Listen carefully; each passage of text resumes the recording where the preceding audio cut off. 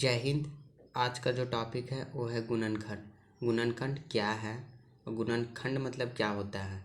जैसे अगर इसको हम बात करें तोड़े तो गुणन प्लस खंड, अगर लिखे इसको अगर तोड़े हम तो क्या होगा, गुणन गुणन गुणन प्लस खंड।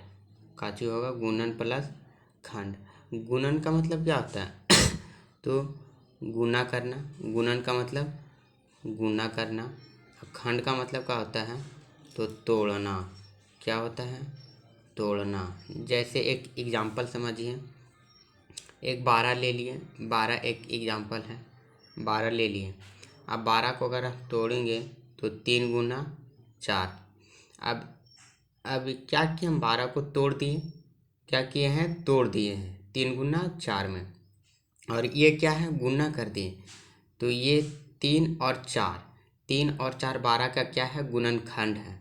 तो इसका परिभाषा क्या हुआ, दो संख्या को गुना करते हैं और इन दोनों संख्याओं के गुणनफल को गुणनखंड कहते हैं। इसका परिभाषा ये है, देखिए परिभाषा, इसका जो परिभाषा है वो है, देखिए जब दो संख्याओं को परस्पर गुना किया जाता है तो इन दो संख्याओं से प्राप्त गुणनफल को गुणनखंड कहते हैं। जैसे दो संख्या है, क्या किया हम 12 को तोड़ दिए, 12 को तोड़ दिए 3 गुना 4 में। ये क्या है, एक संख्या दो संख्या, दो संख्या को क्या कर रहे हैं परस्पर गुना कर रहे हैं। क्या कर रहे हैं गुना कर रहे हैं, और इन दो संख्याओं से प्राप्त गुणनफल, अब जैसे 3 और 4 को गुना किए तो जो प्राप्त संख्या है, जो प्राप्त गुणनफल है वो कितना है 12 है। तो यही 12 क्या हुआ गुणनखंड हुआ। एक और एग्जाम्पल समझिएगा, जैसे एग्जाम्पल है 8। अब 8 हम ले लिए, अब 2 गुने इसको अगर हम तोड़ेंगे तो 4।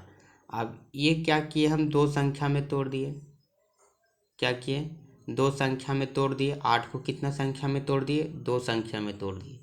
अब ये 2 और 4 8 का क्या है गुणनखंड है, 2 और 4 8 का गुणनखंड है।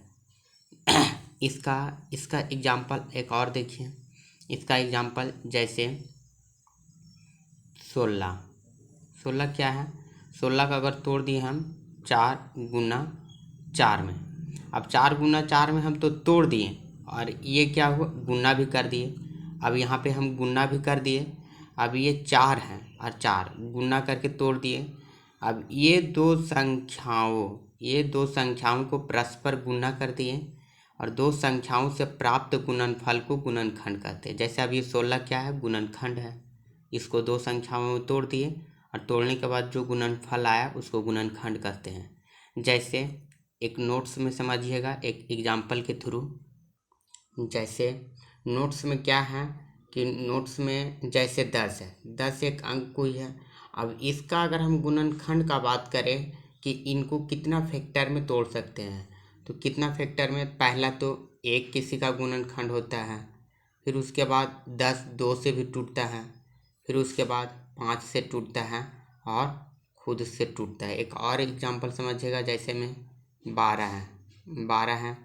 अब 12 है उसको भी एक समझिएगा, 12 है तो 12 को हम कितना कितना में तोड़ सकते हैं। जैसे 1 से भी ये 12 कट सकता है, 2 से भी 12 कट सकता है, 3 से भी 12 कट सकता है, 4 से भी 12 कट सकता है, 6 से भी 12 कट सकता है, फिर उसके बाद 12 से 12 कटता है। तो इसका नोट्स में क्या हुआ,